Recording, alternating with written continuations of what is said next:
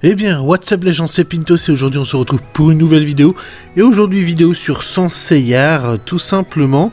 Je vais vous partager mon top 5 des personnages que j'aime bien dans le jeu. Alors c'est pareil, c'est comme sur Bleach, c'est pas forcément les personnages les plus puissants, malgré que certains sont quand même bien puissants aussi. Deuxième petit disclaimer, je ne suis pas expert du tout sur le jeu, hein. Je joue de manière très casual sur le jeu, j'ai tendance à faire des pauses de temps en temps, à revenir et tout ça pour jouer.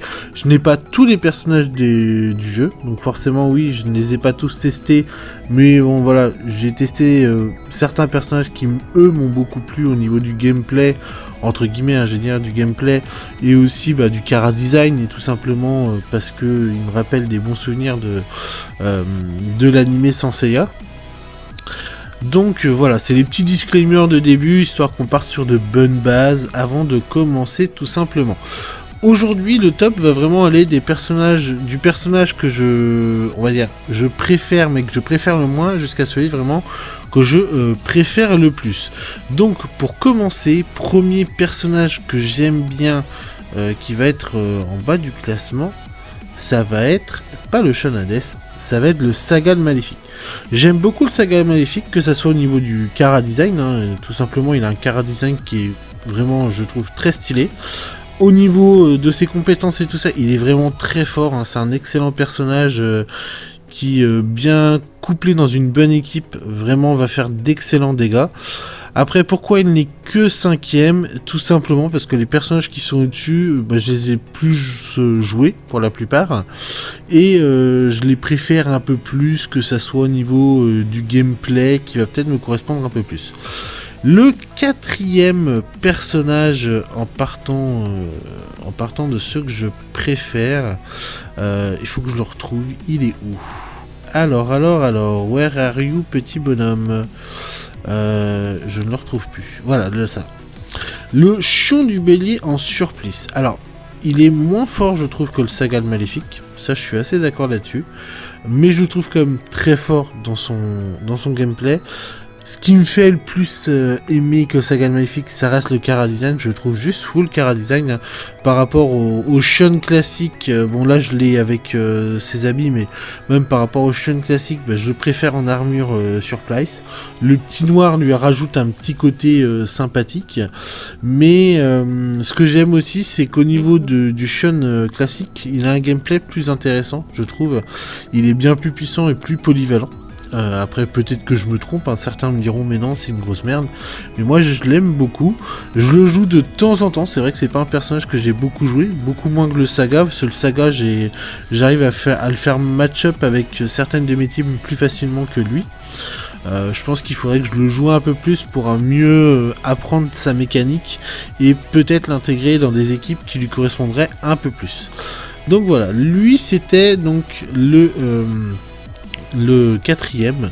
Le 3ème, donc qui est sur le podium, le Mew du Papillon. Donc beaucoup vont me dire que Mew du Papillon il est dépassé. Il a un RC que je n'ai pas fait, donc j'ai toujours le Mew classique, hein. Donc moi je vais parler vraiment de sa version classique et pas de la version RC. Ce que j'aime beaucoup, c'est le fait qu'il y ait des changements de phase, tout simplement avec ce personnage là, qui du coup rendent son gameplay, on va dire, un peu plus stratégique que d'autres. Il faut bien gérer les phases pour qu'il s'éveille au bon moment. Il tape très fort. Honnêtement, moi je trouve qu'il tape très fort. C'est un excellent personnage. Il match avec pratiquement n'importe quel team. Vous pouvez le mettre dans n'importe quel team, il va faire le café, hein, honnêtement. Une fois qu'il est totalement éveillé en combat, ça devient un vrai monstre, je trouve. Après, pareil, je pense qu'il y a des personnages qui sont bien meilleurs que lui. Il fait peut-être plus partie de la méta, mais ça reste un personnage, moi je trouve plaisir à jouer, très kiffant, avec un gameplay intéressant et qui change un peu des autres, où c'est soit tu tapes, soit tu fais, on va dire du dégât continu ou quoi que ce soit. Voilà, je trouve que c'est des gameplays qui sont plus intéressants. Le 2ème, je vous avouerai que entre les deux premiers, j'hésite beaucoup.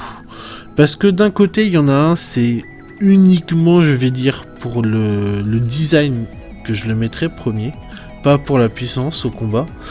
Et la deuxième carte, ça serait plus pour la puissance que pour le design. même si le design reste grave stylé. Je vais me décider et je vais quand même mettre le Hades en deuxième. Vous verrez qui sera le premier du coup. Mais le Hades vraiment voilà. Je l'aurais mis en premier juste pour le design parce que le design du Hades il est vraiment fou hein, sur cette carte. Après pareil, il a un RC, je n'ai pas encore fait le RC, il me manque une pièce pour que je puisse faire son RC. Mais même son RC je trouve que c'est un personnage qui est quand même très puissant, qui a été très polyvalent à un moment. Là je le joue pas beaucoup, voire même pas du tout ces derniers temps. Donc je sais pas si vraiment il va s'inscrire dans la méta, j'en doute fortement parce que j'ai pas tendance à tomber sur des Hades, que ça soit en PVP ou autre. Donc je pense pas que le Hades soit vraiment méta. Après, il faudrait que je fasse son RC, voir ce qu'il vaut, que je l'augmente vraiment pour voir ce qu'il vaut aussi. Mais voilà, moi c'est vraiment le chara design du personnage qui me fait le kiffer le plus dedans. Pas vraiment la puissance. Les techniques sont sympas aussi. Je trouve qu'il a des belles animations de technique par rapport à d'autres personnages où c'est simplement des animations très simples. Sa deuxième attaque avec la petite cinématique la rend vraiment très sympa.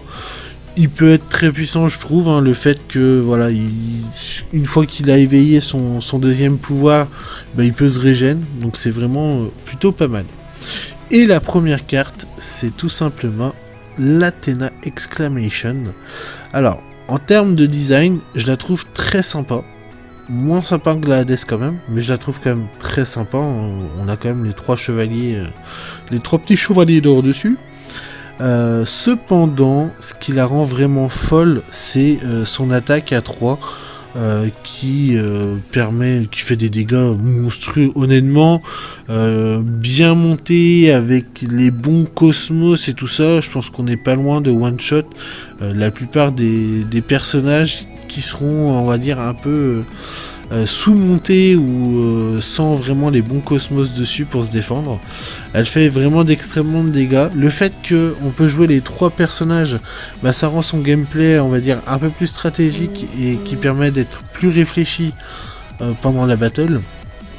Vous allez pouvoir choisir tout simplement lequel des trois mettre en priorité, hein, avec le mu qui va permettre voilà, de tanker un peu plus facilement en mettant ses boucliers, le Aiolos ou Aiolos je crois que c'est lui, j'ai un doute, c'est ça? Non, Alulia. Voilà, Alulia, excusez-moi. Alulia du lion, tout simplement, qui va faire donc des dégâts de zone avec une paralysie. Alors, je trouve que c'est le moins puissant des trois, hein, parce que le scorpion, mine de rien, sur son attaque, sur sa grosse attaque à lui, il fait quand même pas mal de dégâts. Donc voilà, c'est une carte qui pour moi est polyvalente, pareil, va s'intégrer assez facilement dans plusieurs teams.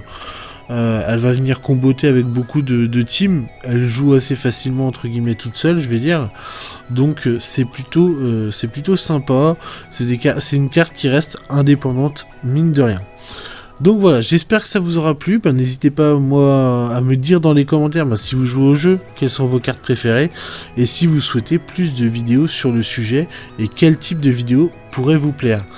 Donc c'était Pinto, je vous dis à la prochaine pour une nouvelle vidéo, sayonara les gars.